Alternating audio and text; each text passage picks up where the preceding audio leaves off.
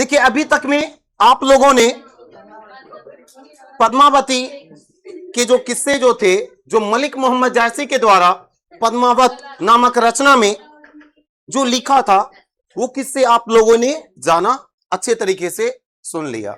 अब है ना, आप लोग जो कड़बक जो है, कड़बक मलिक मोहम्मद जायसी के द्वारा लिखा गया, कितने कड़बक, 2 कड़बक जो है, उस 2 कड़बक को पढ़ने जा रहे हैं।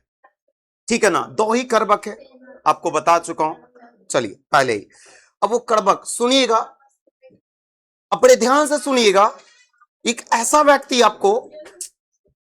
व्यक्ति आपको कड़बक सुनाने जा रहा है जो खुद ही एक आंख से अंधा है, खुद को वो रूपहीन बताता है, लेकिन उसकी कविता में इतनी सौंदर्यता है कि आप पढ़कर सुनकर आपको बड़ा अजीब लगेगा कि ऐसे भी कभी है ना रचनाकार हमारे भारत में हुए थे। सुनिएगा, जरा ध्यान से सुनिएगा। ये कहते हैं, एक नैन कभी मोहम्मद गोनी, सोई भी मोहा जे कभी सोनी, चांद जैस जग विदिया तारा, दीन कलंक कीन जियारा। ये बोलने क्या कि एक नैन कभी मोहम्मद गुनी, एक ही नैन है मेरा, एक ही आंखें है मेरी, एक ही नैना है मेरी, और ये मोहम्मद जैसा गुण है उसमें, कवि में मोहम्मद जैसा गुण है। कभी मलिक मोहम्मद जायसी कितनी आंखें हैं, एक ही आंखें हैं, एक ही आंखें उनके, लेकिन कभी गुणी है, कहते हैं गुणी है ना, गुणी बोले तो पढ़े लिखे हैं, बहुत बेहतरीन तरीके से गुणी है, उसमें गुण है, एक ही नैन के हैं लेकिन वो गुणी है। अब बोलते हैं, जिन्होंने भी सोई बिमोहा जेही कभी सुनी, जिन्होंने भी कवि का सुना, जिन्होंने भी कवि की कविताओं को सुना, वो मोहित हो गए। किनसे मोहित हो गए? कवि मोहम्मद, ये जो आपका मलिक मोहम्मद जायसी जो जी हैं, ये बोले क्या, जिन्होंने भी कवि का सुना वो सब मोहित हो गए। किससे मोहित हो गए? कवि से मोहित हो गए, मलिक मोहम्मद जायसी से मोहित हो गए। सोचिए, कवि एक ही आंख के हैं, उन्होंने जो कविता जो गाते हैं, कविता जो लिखते हैं, जो भी जिसने भी उसकी कविता को सुना वो मोहित हो गए, मोहित हो गए। किसकी कविताओं को सुनकर लोग मोहित हो गए? मलिक मोहम्मद जायसी की कविता को सुनकर। ये बोलते हैं, चांद जैस जग विदिया तारा, दीन कलंक कीन उजियारा। ये कहते हैं क्या, आपको इस जो कड़बक जो है, इसमें आपको देखने को मिलेगा, कभी आपको कहते हुए पाए जाएंगे कि देखिए, दुनिया की कोई ऐसी चीज नहीं है, दुनिया में कोई भी ऐसी चीज भगवान जी ने नहीं बनाया है जिसमें कलंक ना हो। एक भी ऐसी चीज आपको दुनिया में ना मिलेगी जिसमें कलंक ना हो। बोले क्या, चांद जैसन, जैसा का मतलब होता है जैसन, है ना, तो चांद जैसा खूबसूरत चीजों को दुनिया में विधाता ने उतारा। अगर कोई सुंदरता की उपमा भी देना चाहते हैं, है ना, तो बोलते हैं तुम चांद जैसी खूबसूरत हो, बोलते हैं ना, होता है ना। चांद, सुंदरता की उपमा चांद से दी जाती है ना, नहीं समझते? अब बगल वाले खुश हो जाते हैं, ऐसे होता है ना। नहीं देखते हैं आप लोग, एक चीजें नोटिस करते होंगे, अक्सर मूवीज वगैरह में देखते हैं, मूवीज वगैरह में, है ना, अक्सर पत्नियां या फिर जाती है, अब पूछती है, एजी मैं कैसी लग रही हूं, है ना, तो सामने से रिप्लाई क्या आता है, तुम चांद जैसी खूबसूरत लग रही हो। चांद जैसी खूबसूरत का मतलब बहुत सुंदर लग रही हो, है ना। अगर बोल दे चुड़ैल लग रही है तो भाई सब पता चलेगा उस दिन का खाना भी बंद हो गया, है ना जी। तो सुनिएगा, भले ही चुड़ैल भी लगे फिर भी चांद जैसा ही बोलना होता है, क्योंकि खाना वगैरह भी तो वैसा मिलना चाहिए ना। सुनिए, सुनिएगा बाबू, तो सोचिए, दुनिया में भगवान जी ने चांद जैसी खूबसूरत चीजें को बनाया है एकदम, जिससे लोग उपमा देते हैं कि चांद जैसे खूबसूरत हुआ, ठीक है ना, लेकिन उस चांद में भी, उस खूबसूरत चांद में भी दाग है, धब्बा है, कलंक दे दिया है। तो विधाता ने चांद जैसी खूबसूरत चीजों में भी उसमें कलंक दे दिया है, कलंक दे दिया, धब्बा दे दिया। देखिएगा चांद को अगर आप लोग नोटिस कीजिएगा, देखिएगा तो उसमें आपको धब्बा दिखाई देगा, है ना, ब्लैक ब्लैक प्रकार का धब्बा दिखाई देगा। तो चांद जैसी खूबसूरत चीजों में भी क्या दे दिया है, कलंक दे दिया है, धब्बा दे दिया है। धब्बा दे दिया, दैट मींस उसमें कलंक है। तो दुनिया की कोई भी ऐसी खूबसूरत चीज नहीं है जिसमें कलंक ना हो। आगे सुनिएगा, तो ये इसी प्रकार वो बोल रहे हैं, मैं एक ही आंख का हूं लेकिन मैं गुणी हूं, और जिन्होंने भी मेरी कविताओं को सुना है वो मोहित हो गए, वो मोहित हो गए। और सुनिए, ये कहते हैं क्या, तो उनमें वो कहते हैं कि चांद जैसी खूबसूरत चीजों को भी विधाता ने उतारा, लेकिन उनमें भी क्या दे दिया, कलंक दे दिया। मैं क्या हूं, मैं क्या हूं, मैं भी तो इंसान ही हूं। आगे बोलते हैं, जग सूझा एक ही नैना, हुआ सुख असनक तन माहा। ये बोलते हैं क्या, कि मैंने पूरी जगत को, पूरी जगत को मैंने एक ही नैना से देख लिया है, मैंने अपनी एक ही आंखों से पूरी जगत को देख लिया है। किस प्रकार मैंने पूरी जगत को एक आंखों से देखा है, तो मैंने उस प्रकार एक आंखों से ही देखा है पूरी जगत को, उवा सुख अस नक्तन महा।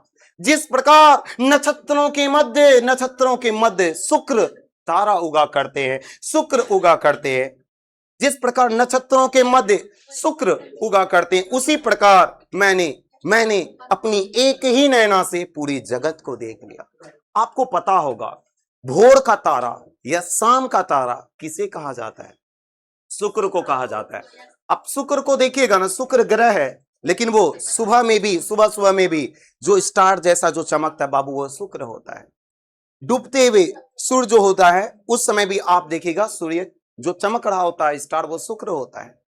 समझ में रहना, तो याद रखिएगा सारे प्लैनेट्स दिखते हैं, समझ में रहना। तो शुक्र को सुबह का तारा, जिसको भोर का तारा बोलते हैं, और शाम का भी तारा कहा जाता है, शाम का भी तारा कहा जाता है। तो मलिक मोहम्मद जैसी जी कह रहे कि मैंने पूरी जगत को उसी प्रकार देखा है जैसे नक्षत्रों के मध्य शुक्र तारा उगा करता है, वैसे मैंने पूरी जगत को अपनी एक ही नैना से देख लिया। तो पूरी जगत को उन्होंने कितनी आंखों से देखा है, एक आंखों से। किस प्रकार देखा है, जैसे नक्षत्रों के मध्य शुक्र तारा उगता है, वैसे ही उन्होंने पूरी जगत को देख लिया। आगे सुनिए, कहते हैं, बोले क्या, कहां सुर, ओ माफ कीजिएगा, यहां आगे है ना, बोले क्या, जो लही अंब ही डाब ना होई, तो नहीं सुगंध बसाई न सोई। ये कह रहे क्या, जब तक आम में मंजरी नहीं आती है, डाब नहीं आती है, मंजरी नहीं आती है, वही साहब तब तक तो उसमें सुगंध भी नहीं आता है। आम फलों का राजा है ना, फलों का राजा। जब भी मंजरी आती है तो सुगंध भर जाता है ना। अब मंजरी तभी आता है, आम के पेड़ों में सुगंध तभी आता है। आम भले ही फलों का राजा हो, लेकिन आम में भी एक दोष ये है कि उसमें महक, बोले तो मंजरी आती है तो महक आता है ना, तो उसमें जब तक, देखिए आम इतना कह लीजिए कि फलों का राजा है, लेकिन फिर भी उसमें हमेशा के लिए बोले तो सुगंध नहीं रहता हमेशा के लिए नहीं। जब तक आम के पौधों में मंजरी नहीं आएगी, है ना, डाब नहीं आएगा, तब तक आम के पौधों में सुगंध नहीं आएगा। आएगा क्या, नहीं। तो यही बोल रहे हैं कि आम के पेड़ जो फलों का राजा कहलाता है, उसमें भी विधाता ने कलंक दे दिया, को हमेशा वो सुगंध नहीं देता। जब तक आम के पेड़ में मंजरी नहीं आती, तब तक उसमें भाई साहब सुगंध भी नहीं आता। मैं कौन, कहां का भाई साहब हूं, मैं कहां का हूं, मेरे में भी दोष है कि एक आंख से भाई साहब मैं अंधा हूं। समझ में रहा ना, कभी मलिक मोहम्मद जैसी जी बोल रहे, दुनिया की हर चीजों में कलंक है। चांद जैसी खूबसूरत चीजों को विधाता ने जग में उतारा, लेकिन उनमें भी कलंक दे दिया। फलों का राजा आम के पौधे में हमेशा सुगंध नहीं आता, तभी सुगंध आता है जब आम के पौधे में क्या लगता है, मंजरी। इसमें भी एक तो कलंक है फिर नहीं। आगे बोल रहे हैं क्या? कीन समुद्र पानी जो खारा, तो अति भव असूझ अपारा। ये कहते हैं क्या कि विधाता ने असूझ अपारा समुद्र बनाया है। ऐसा समुद्र जिसका एक छोर देखो तो दूसरा छोर नजर नहीं आता है। असूझ है, एकदम सूझता नहीं है, दिखता ही नहीं है। एक छोर देखो तो दूसरा छोर पता ही नहीं चलता है, एकदम असूझ है। अपारा है कौन? समुद्र। लेकिन उस समुद्र में भी समुद्र की एक खासियत है, समुद्र की एक खासियत है, गुण है उसमें कि समुद्र असूझ है, अपारा है, एकदम बड़ा विशाल है। लेकिन उस समुद्र में भी विधाता ने कलंक दे दिया। कलंक यह दे दिया कि उसका पानी खारा है, खारा। उस पानी को भले ही पृथ्वी पर कह लीजिए 71% वाटर है, लेकिन उस पानी को आप पी नहीं सकते हो। उस पानी से आप कपड़े नहीं धोओगे, कपड़े धोओगे साफ ही नहीं होगा साहब। किस काम का पानी है साहब? किसी काम का है? पानी को आप पी नहीं सकते हो, उसको कपड़े धोओगे कपड़े नहीं धोआएगा आपका। किसी काम का है बाबू? नहीं है। तो उसमें कलंक दे दिया। भले ही विधाता ने उसके पास गुण दे दिया कि वो विशाल है, यथा महासागर है, एक छोर से दूसरा छोर नजर नहीं आता, असूझ है, अपारा है, लेकिन उसमें भी कलंक ये है, उसका पानी क्या है? खारा है। तो प्रकृति में कोई ऐसी चीज नहीं है जिसमें कलंक ना हो, कलंक ना हो। जो भी दुनिया वाले मलिक मोहम्मद जैसी जी बोलते हैं, जो भी दुनिया वाले मेरे में कलंक ढूंढते हैं ना, तो सुन लो दुनिया वाले, प्रकृति में कोई ऐसी चीजें नहीं है जिसमें कलंक ना हो। विधाता ने अगर खूबसूरत से खूबसूरत चीजें बनाए, उनमें भी कलंक दिया है। आगे बोल रहे हैं क्या? बोलते हैं जो सुमेरु त्रिशूल बिनासा, भा कंचन गिरि लाग आकाशा।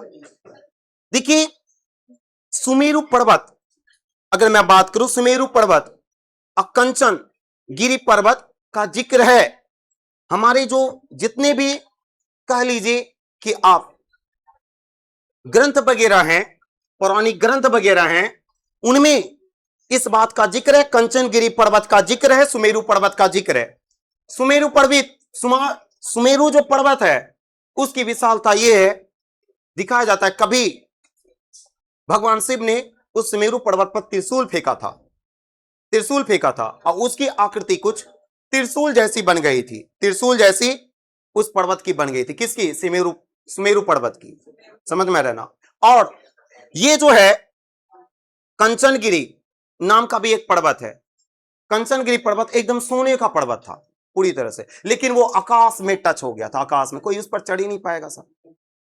ये कहते हैं कि भाग कंचनगिरी लाग आकाशा, इनमें कहते हैं जो सुमेरु त्रिशूल बिनासा, भाग कंचनगिरी लाग आकाशा। ये बोले सुमेरु पर्वत हो या फिर आपका कंचनगिरी पर्वत, ये भी, इसका भी नाश होगा, इसका भी नाश होगा।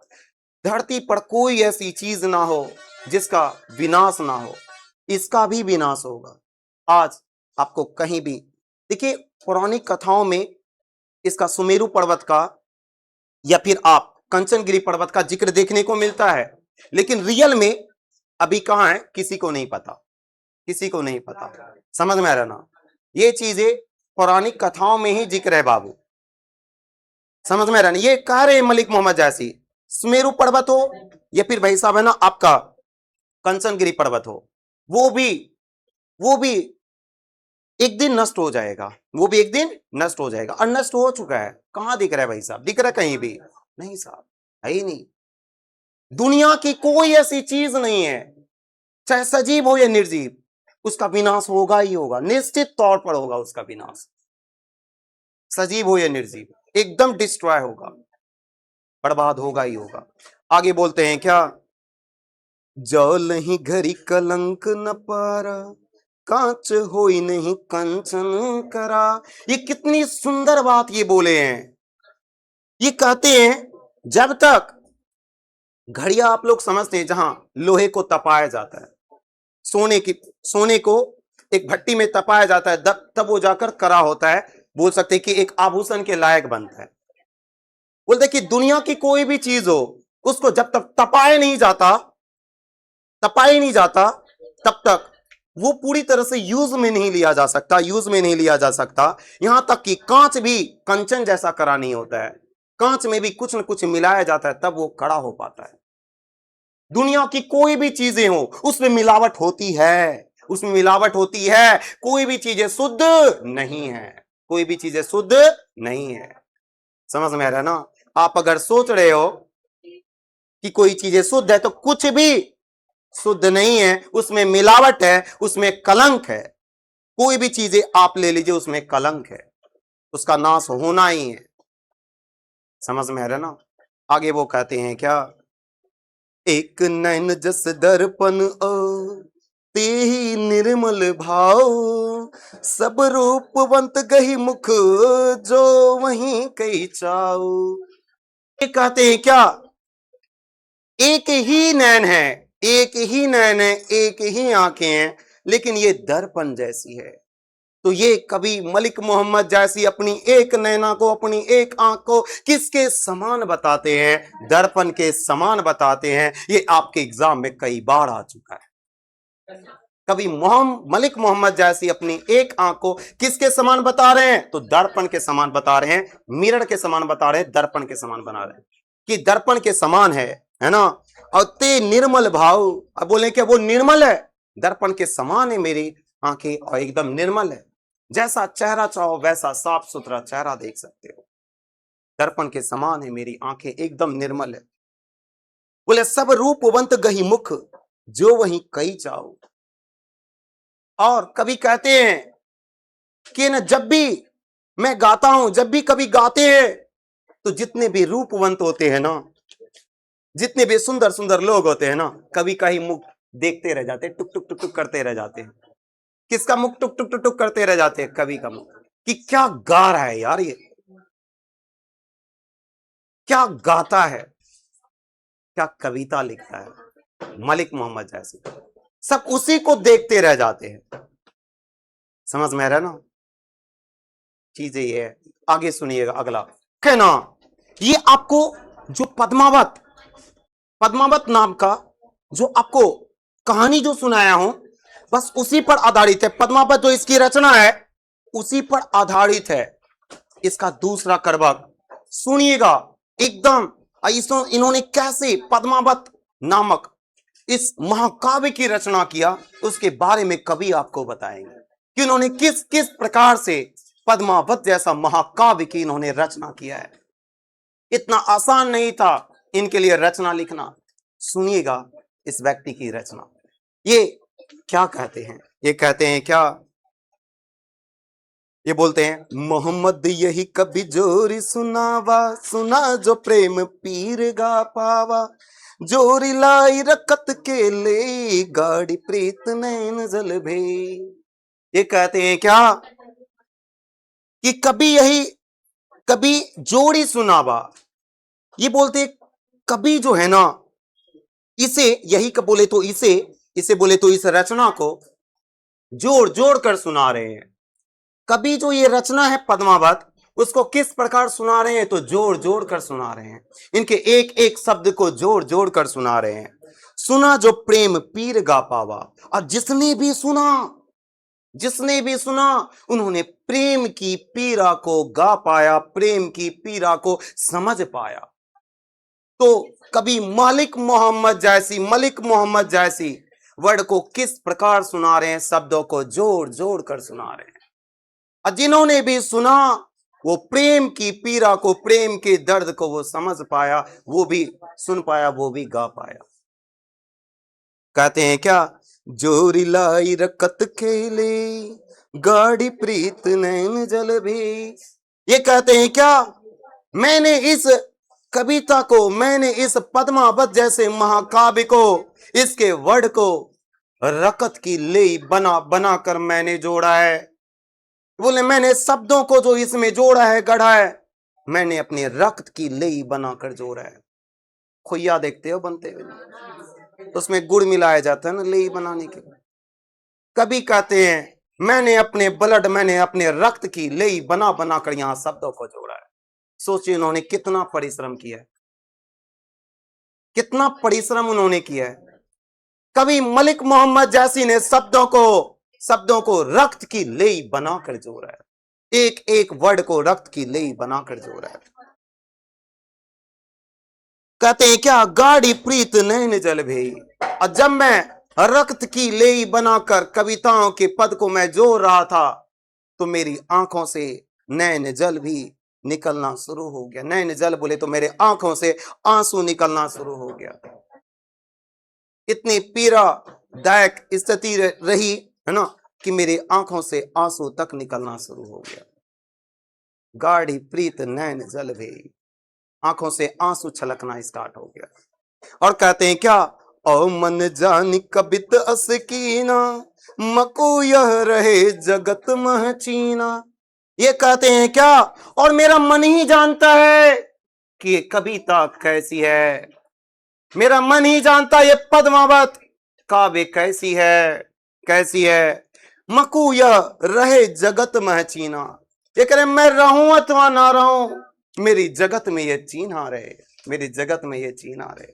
मेरा मन ही जानता है कि पद्मावत काव्य कैसा है, ये कविता कैसा है, मेरा मन ही जानता है। मैं रहूं अथवा ना रहूं, मेरी जगत में ये कविता चिन्हा रहे। सोचिए कवि ने कितना परिश्रम किया। और सुनिए, कहते हैं क्या, कहां सो रत्न सेनी अस राजा, कहां सुआ अस बुद्धि उपराजा। ये कहते हैं क्या, कहां है वो रत्न सेनी राजा, कहां है वो रत्न सेनी। रतन सेन जो था राजा रतन सेन, अब वो कहां है। राजा चित्तौर नरेश राजा रतन सेन, वो कहां है अब, है नहीं है। कहां सुआ असी बुद्धि उपराजा, कहां है वो बुद्धिमान सुआ तोता, कहां है वो बुद्धिमान तोता। हीरामन है, जगत में है, राजा रतन सेन जगत में है नहीं। करे क्या, कहां अलाउद्दीन सुल्तानू, कहां है अलाउद्दीन सुल्तान, है मर गया। कहां राघव जे कीन बखानू, कहां है वो राघव चेतन, कहां है वो पापी राघव चेतन, कहां है, मर गया। कोई है बाबू, राजा है, बातचीत नहीं। राजा रतन सेन है नहीं है। बुद्धिमान सुआ वो तोता जिसका नाम हीरामन था, वो है क्या अलाउद्दीन खिलजी है जगत में। क्या वो पापी जो था राघव चेतन, वो है दुनिया में नहीं। बोले क्या, कहां स्वरूप पद्मावती रानी, कोई न रहा जग रही कहानी। कहां है वो, है ना, रूपवती वो सुंदर पद्मावती रानी, कहां है जगत में।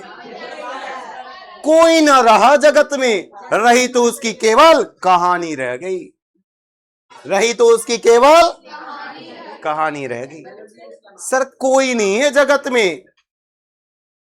वो जो राजा रत्न सेन है, रत्न सेन वो नहीं है जगत में। बुद्धिमान सुआ तोता जिन्होंने पद्मावती के बारे में जिन्होंने बताया, वो भी नहीं है जगत में। अलाउद्दीन खिलजी वो भी नहीं है जगत में, है ना। आपको पता है राघव चेतन वो भी जगत में नहीं है। अब वो सुंदर पद्मावती रानी वो भी जगत में नहीं। कोई नहीं रहा जगत में, रही तो केवल उसकी कहानी रह गई। इसी प्रकार वो कवि कह रहे हैं कि मैं रहूं अथवा ना रहूं, मेरा मन ही जानता है कि ये कविता कैसी है। दुनिया वाले कुछ भी कहे, मेरा मन ही जानता है ये कविता कैसी है, क्योंकि मैंने इस कविता के प्रत्येक शब्द को रक्त की लेई बना बना कर जोड़ा है। इससे मेरे आंखों से आंसू छलकना शुरू हो गया। न गाड़ी जल कहा जाता है ना, गाड़ी प्रीत नैन जल भी, है ना। तो कोई ना रहा जगत में, केवल कहानी रह जाती है। इतिहास केवल जिंदा रहता है, इंसान जिंदा नहीं रहता। इसलिए बोल रहे इतिहास के तौर पर मेरी ये रचना जिंदा रहे।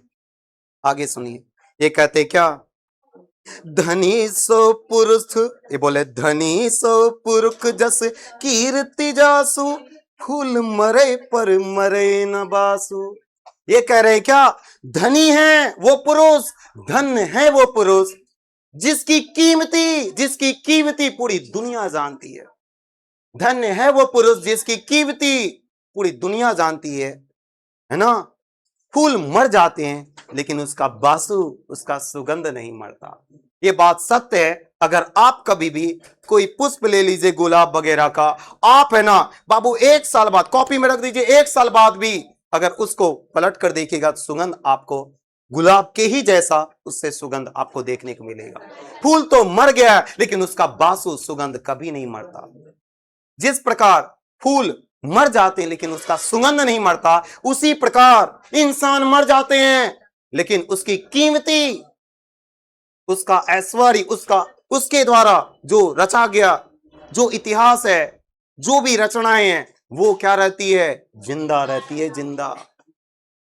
अब वो फूल की तरह मर तो जाते हैं लेकिन इंसान मर तो जाते हैं लेकिन उसकी जो सुगंध होती है, खुशबू जो होती है, अभी तक फैलाता रहता है। मलिक मोहम्मद जैसी जी चले गए ना, उसकी कीमती आज भी हमारे हैं।